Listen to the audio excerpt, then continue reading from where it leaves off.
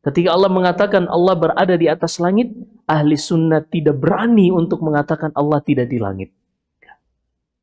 Karena mereka mengetahui, yang paling mengetahui tentang Allah, Allah sendiri, kemudian Rasulullah sallallahu alaihi wasallam. Adakah yang lebih mengenal tentang Allah dari Allah dan dari Rasulullah? Kata Rasul, "Ana atqakum billah wa akhsyakum lah." Aku adalah orang yang paling bertakwa kepada Allah dan paling takut kepada Allah Subhanahu wa taala. Kalau ada yang mengatakan dia lebih takut kepada Allah dari Rasulullah dan lebih alim tentang Allah dari Rasulullah, kafar. Tidak diragukan. Sallallahu alaihi. Ini musibah ini, filsafat ini masuk kepada tubuh kaum muslimin, musibah. Dan seperti kita sebutkan zamannya Abdullah Al-Ma'mun ini, dialah yang pertama kali mengambil andil untuk menerjemahkan kitab-kitab filsafat skala daulah, skala kekhalifahan.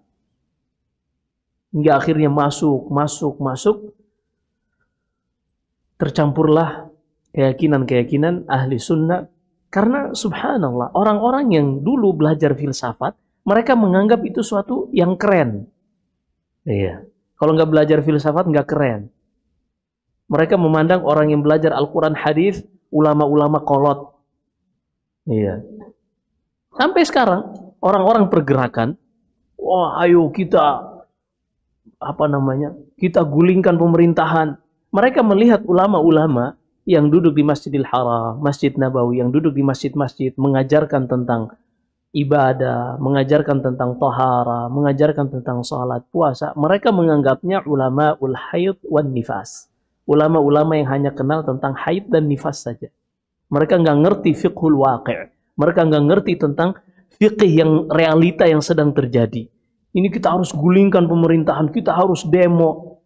Karena ulama-ulama yang duduk, yang mereka membaca kitab-kitab, mereka baca tafsir, mereka baca hadis, Sahih Bukhari, Sahih Muslim, dan seterusnya, mereka mendapati dari apa yang mereka pelajari, melarang mereka untuk berdemo.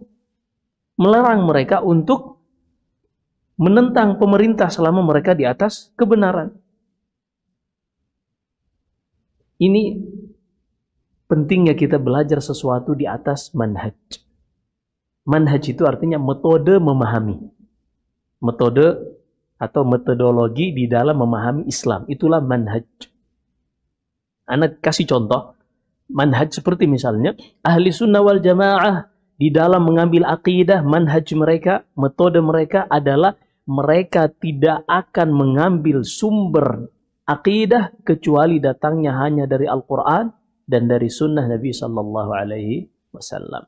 Ini manhaj. Mereka nggak mungkin ngambil dari mimpi. Lalu mereka membuat dari mimpi itu, membuat perayaan-perayaan. Mimpinya tentang Abu Lahab lagi. Sallallahu alaihi wasallam.